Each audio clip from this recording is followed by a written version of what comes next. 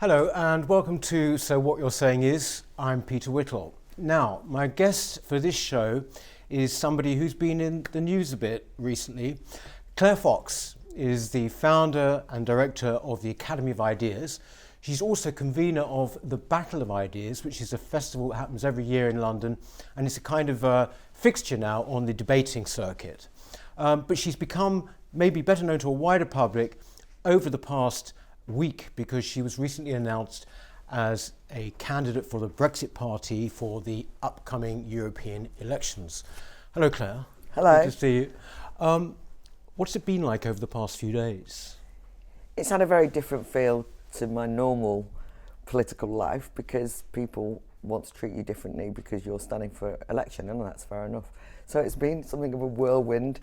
I've been trying to negotiate the variety of hostile hit jobs, the various attacks on social media, but I think it's been exciting as well because I, just on the way here, was stopped in the street by someone who said, "Thank you so much for standing." And so, you know, for every time you kind of look at Twitter and think, "Oh, what have I done?" it's also been gratifying to meet, dare I say, ordinary voters who are much more enthusiastic and excited, I suppose. Have you actually ever stood electorally before for anything? I stood many years ago for the Revolutionary Communist Party when I was very young in an election. I got barely a few votes. I did stand in student union elections and I was elected as a full-time student union officer for a couple of years, but nothing like this. And I never aspired to. I had no intentions of ever getting involved in mainstream politics in this way. But you see, but thereby hangs a tale, because you were very clear about it at the launch when you were announced. But I wonder if you could just, for viewers, explain what brought you to this. This is a big thing, because you come from an entirely different political tradition to many of the people who will be standing for the Brexit Party, although I think it's a mixture. But what brought you to it? I mean, this was a real decision, wasn't it, that you made? I increasingly felt that democracy was at a watershed, and I kept meeting people who were in despair, furious despair, about the fact that they would never vote again. Yeah. They could not get over what had happened in terms of the sellout of Brexit. I mean, you can imagine that people, you know, all their lives have believed in the democratic process. They thought if you won in a referendum, that would mean that you'd win and that then it would be implemented. And having watched 3 years of politicians doing everything to water down or ultimately overturn that democratic vote, the palpable sense of people feeling that's it now, I'm never ever voting again, made me realise that we were at a turning point in politics. And especially, I think, if you imagine for those, you know, 5 million Labour voters or people who kind of saw themselves as left of centre, you know, Brexit wasn't a left-right thing. It's caricatured and characterised as far right by those who wish to discredit it. So I'm not having a go at right-wing ideas. I mean, there's right-wing ideas, I'm left-wing, so be it. But to try and kind of say to those people who are on the left, Labour voters, that they are right-wing because they supported Brexit, to feel abandoned in that way, I felt that as somebody on the left, maybe I needed to throw my hat in the ring. Did you actually get involved in the original referendum campaign in any way? I did, not in any of the formal campaigns. Yeah.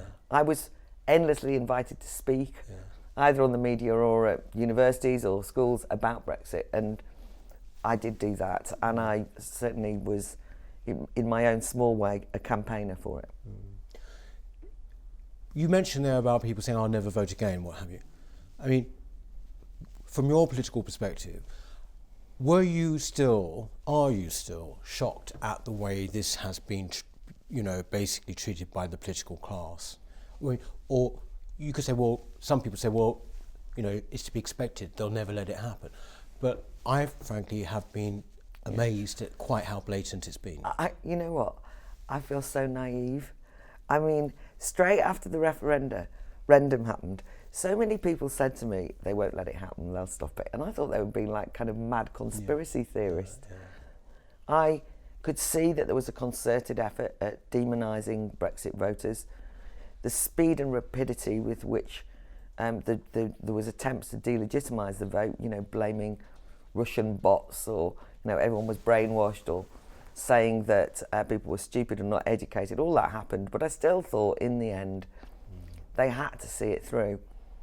I think the revelations that came out in the Chequers deal, or the Chequers discussion, when I looked at what they had been actually negotiating, it dawned on me finally, my God, they have spent all this time trying to avoid leaving. They have sat with EU bureaucrats to come up with the worst possible kind of a fudge, not even a fudge of a deal, not a compromise deal, an attempt to keep the United Kingdom completely entangled in all the institutions of the EU. And that revelation, frankly, as you say, it shocked me, and I thought, I thought somehow, somewhere, they must be trying to act in good faith, and I don't believe that now. No, exactly. What about your colleagues and the people that you in the kind of, if you like, your environment? What has the reaction been? Have you mentioned at the launch that here it goes, we're going to get the trolling, we're going to get this and that on Twitter, but what has the reaction been to your standing? So there's two reactions. I mean, it's been very gratifying that quite a lot of people have congratulated me, possibly secretly. Right. Lots of direct messages from people I would not expect at all, Remain supporters who said, well, at least you put your money where your mouth is, and it takes, that's fine. I think that, however, for a lot of people, people keep saying it's a step too far, whatever that means. And I think what they are trying to do, which happens all the time in politics today, in a kind of culture wars of politics, is to kind of do a guilt by association. I can't. Now these, I have to stress, are not ordinary voters. This is amongst my Liberal peers. Right. But I think that there's been a genuine shockwaves, even amongst people who voted Remain, who are quite established in media circles or in Liberal circles. Even they've been shocked by the fact that this referendum result is being attempted to be overturned. I mean, there are obviously a group of people who are actively doing that. I mean, the hardcore, they call themselves Remainiacs. I mean, I don't use that word. But I think that for the people, they just assumed somehow that it would happen. So I think that they themselves understand why I'm doing it. But on the other hand, I'm not exactly on the dinner party circuit, but I'm tolerated amongst those who are. I think I will. I won't even be invited to the kind of drinks. That's the story. But I can live. Well, what about your family? Are they Remainers? Are they Brexit people, or are they mixture? Or? So my family was split.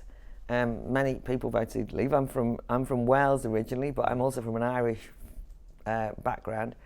So my Irish family are going along with a lot of what the discussion is in Ireland, are very hostile to Brexit, although I kind of visited them recently for a family holiday, and when I was talking to them, you could see that some of them were thinking, oh, maybe she's got a point, I hadn't heard that side of the story. In my most immediate family and in-laws and people like that, a lot of them voted Leave, and in fact they had a big impact on me because family visits at Christmas, they were really saying things like, you go back to London and you tell them, as though somehow, because I was going to have the opportunity to come back and tell anyone.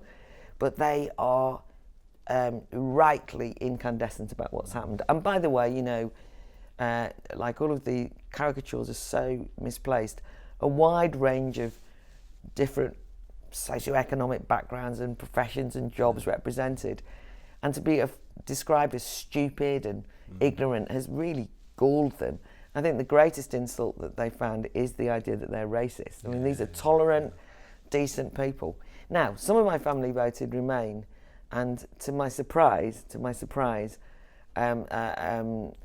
their attitude was, well, the good guys, we lost, the good guys lost, right? They're still enthusiastic about being in the EU. I wouldn't say madly enthusiastic, but they thought it was the right thing to do. But they have admitted to me that they did assume that after a few months it would calm down and then we'd all sort of sit down as a country and say, right, now we're leaving the EU. Now let's have a discussion about what we're going to do about our industrial strategy, or what we're going to do about kind of building new policies when we've got a democratic mandate to do it. And so it kind of had a potential excitement there. So they, funnily enough, have become quite sympathetic to the Leave cause, because they can't understand why this backlash has occurred. In other words, it's very kind of Westminster bubble central. This idea that everybody who voted Remain wants us to stay in, that everybody who voted Leave is having second thoughts. I mean, they are talking to themselves. Yeah.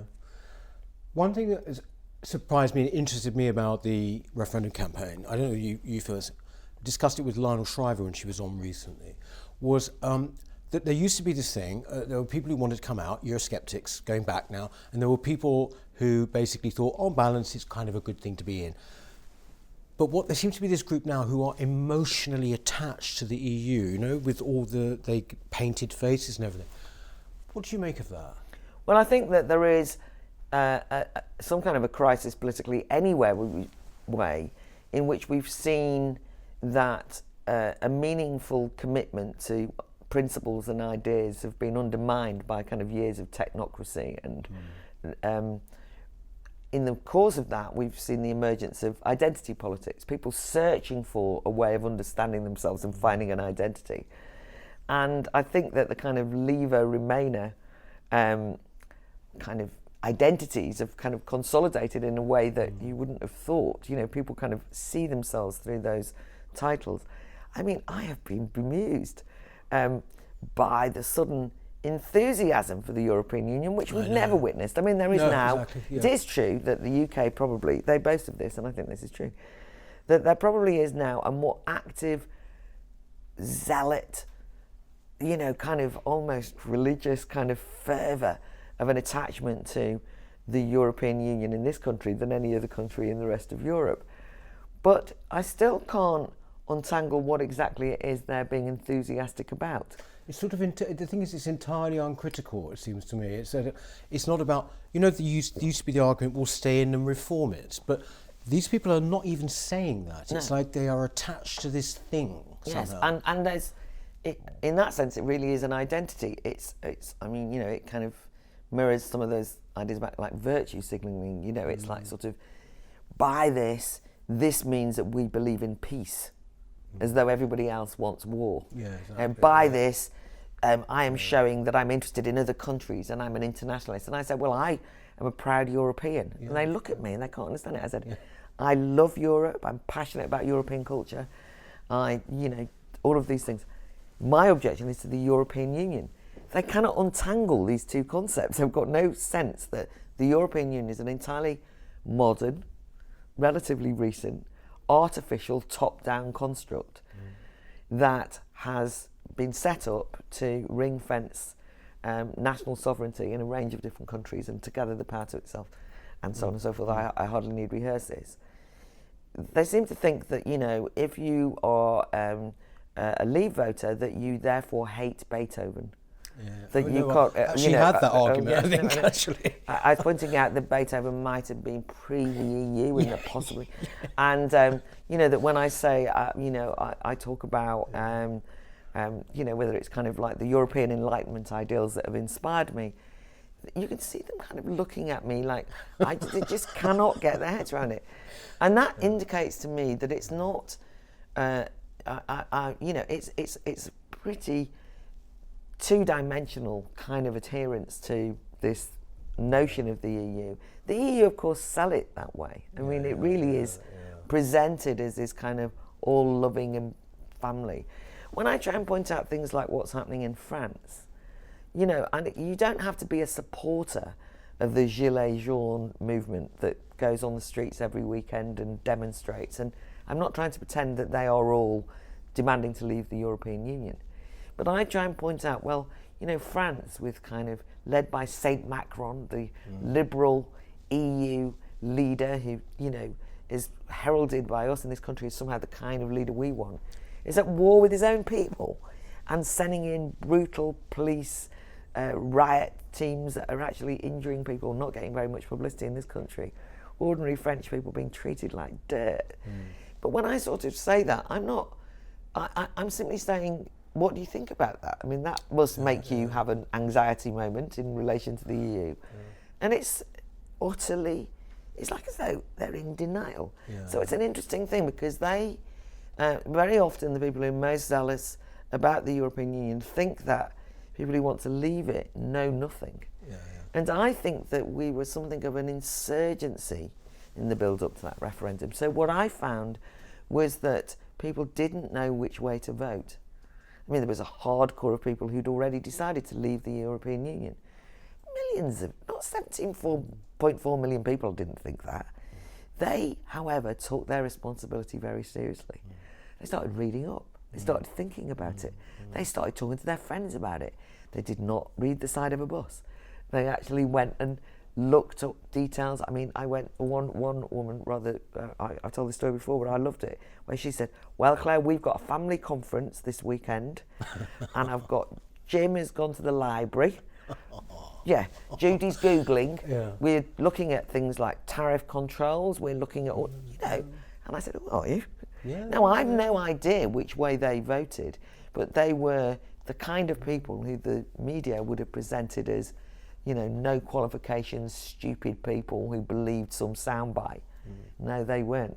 They thought this mattered.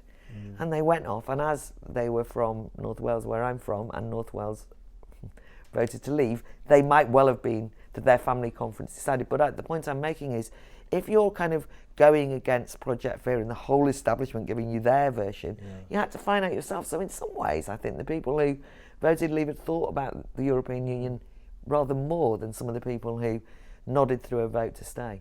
And also those people who nodded through the vote to stay, as you put it, or people, there has been a sense as well that they've had it their own way for a long time, and then they were suddenly challenged. And I think that this kind of anger, vitriol, must be as a result of that. And I think people often underestimate the fact that I really meant that point about technocracy. The political classes over the last couple of decades have basically gutted their own parties of any kind of meaningful social base, of any principle, of any ideals, and have increasingly ring-fenced off decision-making from the vast majority of people by saying, oh no, don't you worry your little heads, we make these decisions on your behalf. And have also talked down to people a huge amount. It's not, people think it's to do with austerity. It's not as simple as that. It's not like a poverty point. But it is a poverty of aspiration if you're kind of treated as though you're poor people who need looking after and actually need lecturing because you're no good at rearing your children, you drink rather too much, you break the units rules, you your kids go to McDonald's, all of these kind of nanny state things. I think being treated as though you're slightly less than full citizens has grated over the years, and here was a chance for people to take themselves seriously. A very important part of this is I think people discovered their agency. Take back control became more than just take back our national sovereignty that people popularly said we want to decide on politics and the future orientation of the country. I think they saw it as themselves saying, I want control over my life. This means my vote will count.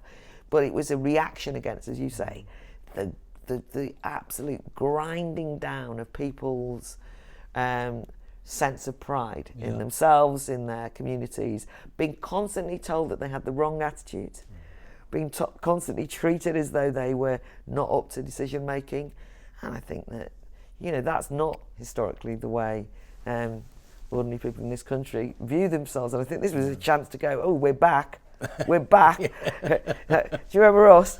And I was impressed, by the way. I was very impressed by how brave people were. I mean, I was at one event. I was just in the audience, and it had all of the usual suspects, CBI and CEOs of multinationals, and they were getting a bit panicky about the polls. This was in the build-up.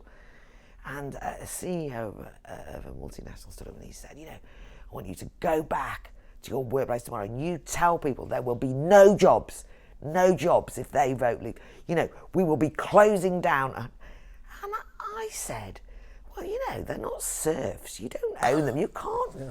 But I remember going home and saying to my partner, oh, you know, if they do that, I mean, people are going to panic, aren't they? They're going to they're going to be terrified.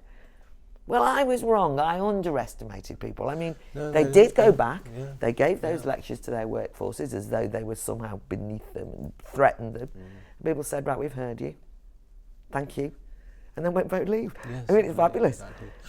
You said at the beginning, right at the beginning, Claire, it's not a left-right thing. And I see that. But, you know, you are from the left. You were in the RCP, the Revolutionary Communist Party, which I guess you would call yourself a Trotskyist, wouldn't you? There's this saying now, you know, left and right is no longer helpful. You hear this. Would you say that? Would you say you agree with that? Do you think it's not? Where do you? What I'm trying to say is, where would you put yourself now? It's very difficult, isn't it? Because those labels sound and feel like real restrictions. I've only kind of started doing the emphasis on the left because I consider myself to be on the left, but I also know how unhelpful it is. You know, if I say, oh, I was the publisher of LM magazine, which was Living Marxism, you know, people say to me, oh yes, but don't Marxists believe that the state should run everything? And I say no. And then I feel like I'm in some sort of undergraduate politics lesson and we're going to misunderstand each other, is what I'm saying. But I've thought for a long time that left and right have become unhelpful. Yeah. There are serious problems in left-wing politics. I hardly need to say this to you, but you know, people will describe it as the regressive left. That, you know, the left have fully embraced identity politics, have fully gone down a very censorious route in terms of banning ideas they don't like. You know, what do? You know, I'm an anti-racist who fought for women's liberation, but I know that when somebody says, you know, as an anti-racist, I find that offensive, that means they're going to close it down. I have to come in there. That's the title of your book. That is the title of my book. Very well done. I find that offensive. But I mean, that's where the cycle comes from, is it? I heard it so often. Yes. And it was often my erstwhile peers on the left, you know, who were the ones who were leading the charge on these things, who were, I thought it's also developed a rather, to relate to that previous point, it developed a rather kind of almost like a social work paternalism when it came to working class people, which is they kind of talked about them as though they were kind of poor and needy and needed looking after and saving. Some kind of like Victorian missionary work was going on. And I thought this was very different to the kind of, you know, standing up for oneself and self-organisation that I was associating with the left. As I always understood it, because an old friend of mine was in the RCP at Kent University when I was there, it was this sort of sense of potential that the modern left is all about making you a victim and weak. Right. Whereas if you like, the harder left, for want of a better expression, you know, the Marxist belief was that, you know, there's nothing we can't do if we do it together. I suppose the interesting thing with you, Claire, obviously you've been on Moral Maze, you're on Question Time, is that so many people who would consider themselves on the right or conservatives or whatever would find themselves agreeing with you entirely. But these are usually about what you would call cultural issues, are they not? I mean, this book of yours, what is it? I find that offensive, or I still find that offensive. They've just brought a second edition out, yes. Okay. Yeah. That is about, isn't it, identity politics? It's about the snowflake generation. I think you coined that, didn't you? Or did you? No. Okay, all right. But I'll come back to that. I think on the but I'll explain. I mean, I use a phrase because I'm actually looking at the culture wars in America. Yeah. And when I wrote the books, maybe some of the more regressive trends in relation to censoriousness on campus were not as widely felt in this country. And I was almost writing a book as a warning call. I could see that it was happening. And the phrase that was being used in American politics at the time was Generation Snowflake. Yeah. And so I kind of wrote the book both about but to Generation Snowflake to try and explain this idea of a kind of rather oversensitive, thin-skinned, ban it kind of generational mood that I detected. And but Wikipedia now say that I popularised the phrase and I'm responsible for the phrase. And actually it's a rather derogatory phrase and it's a bit like, you know, I actually don't like the phrase, so I just used it in the book, and so that's what's happened. But on your point, it's very important, isn't it? I think you've spotted this in a lot of the work that you've done. You know, in the culture wars, the left-right thing doesn't work anymore. I mean, to be frank with you, There's far too many people on the right, by the way, who go along with victim politics. There are all sorts of people who are in the culture wars settling in different areas. I agree that the traditional left have led the charge in terms of some of the things that I most despise in today's culture wars, in terms of the victim politics, the identity politics. And also there's the kind of risk-averse element of society now. You make this point in the book, I think it's a very good one, about the way that kids are mollycoddled now, that this might actually be, one of the, if you like, the genesis of a lot of this thing, is that they're just simply not used to being exposed to different ideas, not just hard ideas, but different ideas. Different ideas. I think that the sort of kernel of the book was, how have we got to a situation where 18-year-olds go to university and demand safe spaces, safety, and they always use this word about, they demand of the authorities that they're protected and are comfortable. And I thought, how extraordinary. I mean, you're 18. You're going out into the world. The one thing that you didn't want to do was to feel safe and comfortable. I mean, it's like the most peculiar. I mean, this is a moment when you should be saying, I'm going to take on the world, risky behaviour, challenges, how exciting. The last thing you want to say is, can I feel safe and comfortable? So trying to work out what had happened, I think that I recognised, and I used to teach, I've always taken a great interest in education. I could see all of this kind of socialising of the young into a risk-averse, safety-first culture our generation had done, meant that young people were not only being protected from different ideas, but just had an expectation that they would be looked after and mollycoddled and, infantilised ever later. And also have lost their independence. I mean, we now oversee practically every activity that any young person does at all. You used to kind of have, go out and play in the playground, and there'd be a teacher supervising you barely. But now there's kind of CCTV cameras and monitors everywhere to make sure you're not bullying each other. But also, isn't it like in the education system where kids are sort of told that they are all, they're all Mozart, as it were, or rather, Exactly. That's the other side of it. So, but when they say to make sure they're not bullying people, to just make it clear, it's not that I want everybody to be bullying each other. But bullying has become a very wide term. So it's like, are you being nasty to somebody? Are you not talking to somebody is now considered to be bullying. And on the other hand, as you say, they're put centre stage and told how wonderful they are just by being young. And that creates a kind of sense of entitlement, a sense of expectation that my views are the most important views. Actually, the very opposite of what an education system should do. I mean, every young person's narcissistic. Everybody thinks that they're the centre of the universe when you're, from the age of 10. I mean, you think you count more than anyone else. Part of the learning experience of growing up is to realise that possibly your views are not correct, and that you maybe ought to read the odd book, that you might change, that you maybe have to listen, not just speak. Whereas we've developed a culture where that is actually seen to be good educational practice. I think the thing is, maybe you'll find, is that when you are commentating or discussing these things, you can discuss them and leave them open-ended. When you become a politician, people then say, well, what are you going to do about it then? What are you going to do? No, that's true. Although I'm standing for the European Parliament on the Brexit Party, and I don't necessarily know that playground policy and education will be it. but your show's called What You're Saying Is. And so what you're saying is, and one of the things that I do realise about political life that's different than just being a commentator is part of my shtick at the Academy of Ideas, at the Battle of Ideas Festival, is to say, look behind the headline and the soundbite. Okay. Because people will always say, so what you're saying is this. I've just said that, so they'll say, so what you're saying is you think it's really good that children are bullied. And I'll say, no, that's not what I was saying. And it's fine as a commentator to have, and also my mission has been to say that politics is complicated, let's go the layers and let's talk about this with a bit more nuance and not caricature each other or try and delegitimise each other through labelling people. You can say all of that, but when you're a politician, I realise that if you say the one line, taken out of context, they'll be saying, so what you're saying is you support this, and I'm like, no. And I realise that I'm more at risk of that. I reckon you'll be fine. Claire, thanks very, very much for coming in. Thank you for watching So What You're Saying Is. We'll see you next time. But in the meantime, please do subscribe. You'll see a button emerging on the screen and it's free. So please do. Thanks very much for watching. Bye-bye.